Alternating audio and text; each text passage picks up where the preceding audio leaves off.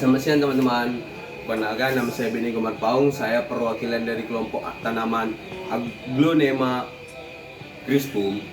Ya, sebelumnya saya akan memperkenalkan nama-nama kelompok saya, yaitu pertama Beni Gemar Paung, saya sendiri. Yang kedua Martin Menangan Siregar. Yang ketiga Wali Akbar. Ya, kami dari kelas 12 IPS 1 SMA Negeri 5 Medan. Pada awalnya teman-teman, saya akan memperkenalkan Aglonema ini secara kecil, dari kecil atau secara singkatnya ya teman-teman. Ya, Aglonema ini tentunya teman-teman mungkin banyak yang tidak tahu. Aglonema ini awalnya berasal dari bahasa Yunani teman-teman, serta dari kata aglos dan nema yang artinya tanaman yang mengkilap. Iya teman-teman, tentunya tanaman yang mengkilap ya teman-teman, serta bagus dan indah. Ya teman-teman, saya memakai tanaman Aglonema crispum yang artinya bisa juga dibilang tanaman Sri Rezeki teman-teman.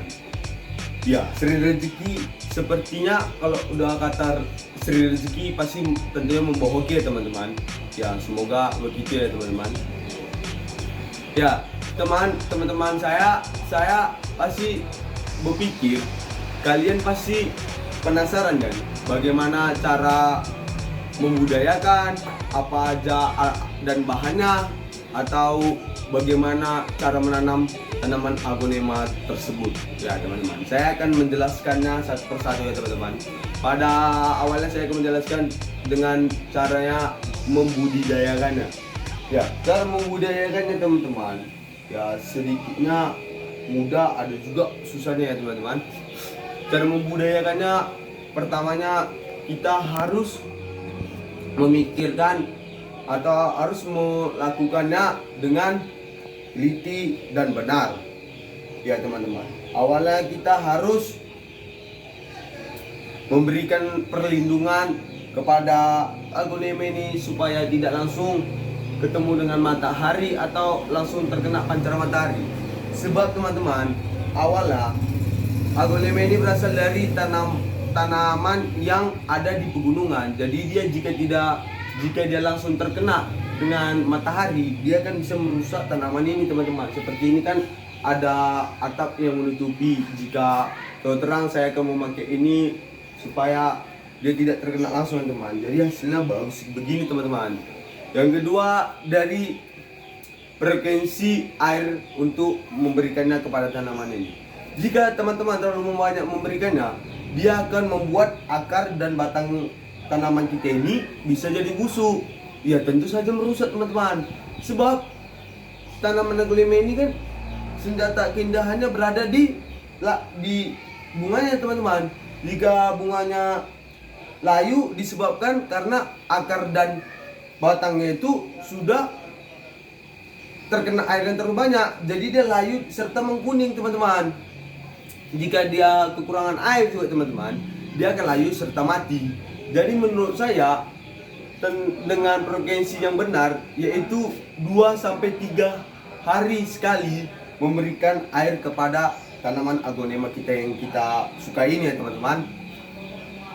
Baru yang ketiga teman-teman, kita harus tentunya kita harus mengelapnya setiap hari ya teman-teman. Ya, bisa juga memakai kain lap yang lembut serta spons seperti ini teman-teman. Jadi kita lap itu dia harus mengkilap teman-teman. Tiap hari kita lap tiap pagi. Sebelum teman-teman melakukan aktivitas, kita harus mengelapnya supaya dia mengkilap ya teman-teman. Baru keempatnya kita harus mencabut gulma. Tentu teman-teman tidak asing dengan kata-kata gulma ya teman-teman. Gulma itu adalah tanaman yang kecil yang tumbuh tanpa ditanam teman-teman. Jadi dia tumbuh serta bisa merusak tanaman kita ini teman-teman. Serta dia bisa merusaknya dengan cara mengambil air atau cadangan air dari bunga kita ini, serta vitamin yang kita berikan pada bunga ini. Jadi dia harus kita buang dari tanaman kita yang kita sukai ini ya teman-teman. Setelah itu teman-teman, kita memangkas jika ada daun yang kuning seperti ini, tidak ada ya teman-teman.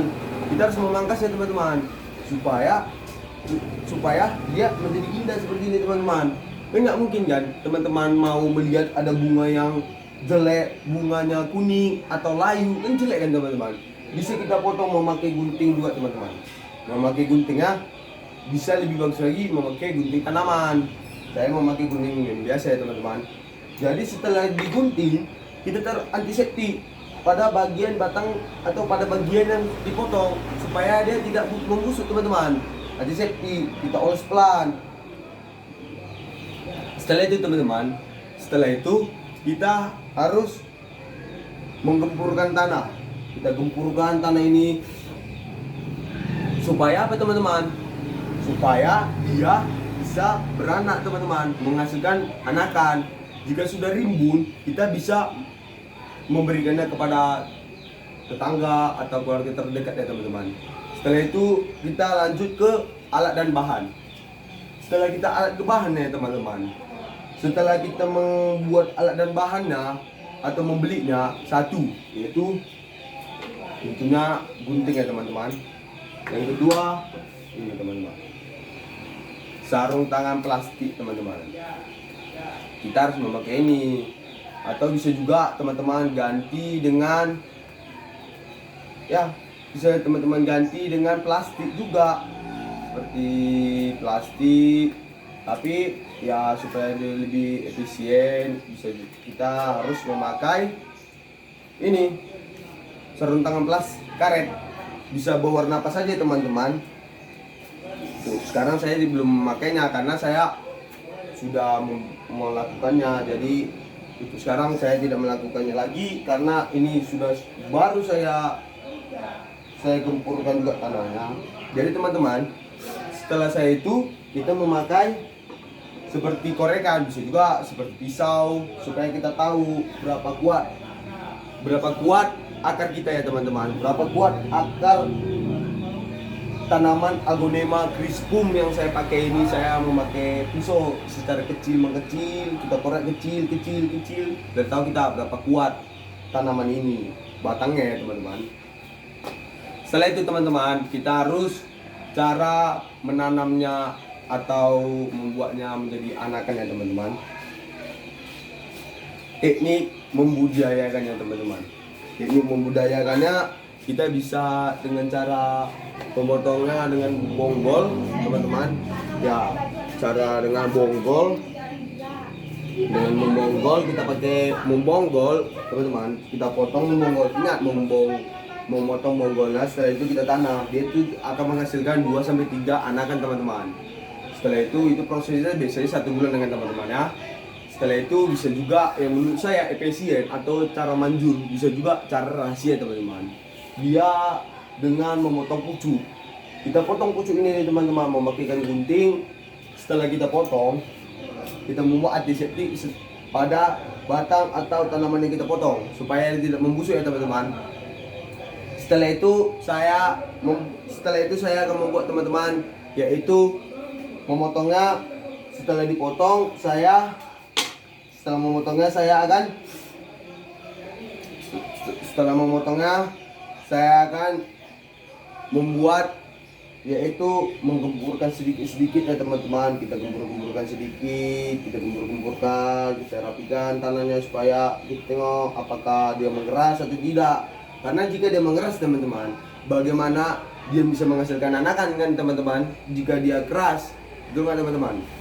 Setelah itu kan teman-teman, kita harus melihat apakah tanahnya sudah cukup atau belum. Jika sudah cukup, kita lanjut ke cara, yaitu mensungkup. Kita mensungkup, yaitu bisa juga dengan plastik yang transparan. Seperti ini ya teman-teman. Ini terlalu kecil sih, tapi transparan ya teman-teman, transparan. Supaya apa? Supaya kita bisa melihat perkembangannya ya teman-teman. Ya, dengan kelembapan yang seperti 80%. Kita sungkup 80%, baru kita pakai solatif. Kita jika ada apanya teman-teman, jika ada gunting bisa juga digunting teman-teman. Kita sisakan sedikit supaya dia kelembapannya terjaga. Dia memang agak berembun teman-teman. Masih berembun tapi embunnya sedikit teman-teman. Supaya kita tahu dia sudah menguning atau tidak, kita memakai plastik yang transparan. Biasanya saya memakai cara mencukup itu, biasanya tidak ada yang menguning sih teman-teman, tapi mana tahu kita menjaga-jaga ya teman-teman.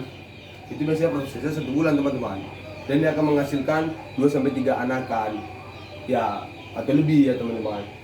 Dia teman-teman, jika mau melakukan sungkup, kita harus melakukannya dengan tanaman yang 5-7 helai baru bisa teman-teman. Jika di bawah itu kurang bisa teman-teman, takutnya gagal, bahkan rusak bunganya. Ya ini sudah ada ya teman-teman, 1, 2, 3, 4, 5, 6, 7 ya, 7 ya teman-teman, atau maksimalnya 8-10 dengan teman-teman, supaya ada lebih maksimal teman-teman. Ada juga cara mencangkok, tapi menurut saya kurang efisiensi cara mencangkok ini teman-teman, sebab saya kurang menyukainya, karena menurut saya tanaman ini lebih bagus dengan memotong pucuk teman-teman. Cara mencangkok itu kita potong bunga aglonema, kita cangkok bunga aglonemanya, setelah itu kita berikan vitamin B1 dan sebagainya teman-teman, dan kita akan menunggunya teman-teman. Jika dicangkok, setelah itu ya teman-teman, kita akan berbicara tentang pasarannya ya teman-teman. Kita akan berbicara tentang aspek pasaran, segmen pasarannya. Tentu targetnya harus keluarga ya teman-teman, keluarga atau tetangga terdekat teman-teman. Setelah itu kita akan berbicara tentang strategi teman-teman. Jika teman-teman mau menjualnya, kita harus membicarakan tentang strateginya. Harga ya, harga itu harus relatif murah teman-teman. Yang kedua, kita harus memikirkan yaitu kualitasnya. Meskipun harganya sedikit lebih murah, tapi kualitasnya harus terjaga teman-teman. Serta yang ketiga, harganya murah dari tempat yang lain. Misalnya tempatnya ada yang menjual 40.000, teman-teman jual 30.000, jadi dia lebih laku di tempat Anda. Jadi ke tempat teman-teman pun orang lebih menyukainya dengan kualitas yang bagus dan harga yang sama. Tentu jauh lebih murah atau sedikit lebih murah pun teman-teman, pasti mereka akan mencari ke tempat teman-teman. Setelah itu teman-teman, kita akan berbicara pada sumber modal teman-teman. Sumber modal teman-teman, kami sumber modalnya dari kas kelompok kami ya teman-teman. Kami kumpulkan dari tabungan-tabungan kami ya teman-teman. Seperti kami beli dari bibit itu 40.000 teman-teman. Setelah itu kami beli potnya 10.000. Setelah itu kami beli tanahnya itu 5.000 teman-teman. Dan teman-teman, yang harus teman-teman fokuskan atau yang harus teman-teman perhatikan, yaitu dia pada aspek media tanam. Jadi media tanamnya harus betul-betul teman-teman, seperti tanah atau pupuknya, atau dia bisa juga ditambah arang-arang sedikit teman-teman, arang sedikit bisa juga. Yang kedua, kita membuat fokus pada perawatannya. Ya, perawatannya itu harus betul-betul teman-teman. Perawatannya harus betul bagus, seperti memberikan air, membuat pupuk dengan bagus. Ya begitu ya teman-teman, seperti biasa teman-teman. Setelah itu kan teman-teman, setelah kita buat kayak gitu teman-teman, kita memberikan fokus pada itu teman-teman, frekuensi airnya. Sebab kenapa teman-teman, jika frekuensi airnya terlalu besar, itu bisa merusak air teman-teman. Sebab air sangat berguna pada tanaman tentunya kan teman-teman, sebab itu tanaman pasti perlu dengan air teman-teman. Yang ketiga teman-teman, yang keempat teman-teman, maaf ya teman-teman, yang ketiga itu tentang matahari yang tidak boleh langsung terkena atau memancarkan langsung kepada aglonema kita ini. Sebab kenapa, dia akan merusak atau tumbuh aglonema kita ini tidak maksimal teman-teman. Bisa seperti kita buat tenda atau tempat yang bisa melindungi aglonema kita ya teman-teman. Sekian ya teman-teman. Saran saya juga ada. Saran saya, kita harus membudayakan aglonema, sebab aglonema adalah tanaman hias yang sangat bagus bagi rumah kita. Semua tanaman bagus, tapi saya sangat menyukai aglonema ini teman-teman. Ya, pada aglonema ini kita harus membudayakannya secara bagus dan terkhususnya memberikan perhatian khusus pada aglonema ini ya teman-teman. Jika aglonema sudah bagus, kita memulai dari hal yang kecil dulu teman-teman. Kita buat di rumah kita, baru setelah itu kita ajak lingkungan kita berikan sedikit bunga-bunga kita kepada teman-teman atau ke keluarga atau lingkungan kita, seperti di depan teras teman-teman. Itu akan memperindah lingkungan kita. Kita harus memulainya dari diri kita sendiri teman-teman, baru makin besar. Jadi lingkungan kita sehat, bersih, serta indah ya teman-teman. Sekian dan terima kasih ya teman-teman. Saya ucapkan teman-teman terima kasih sebab mau menonton video saya. Ya, jika teman-teman suka bisa juga like, share, and subscribe ya teman-teman. Sekian dari saya, Beni Gemarpau, mengundurkan diri dari kelompok tanaman hias aglonema crispum. Dadah.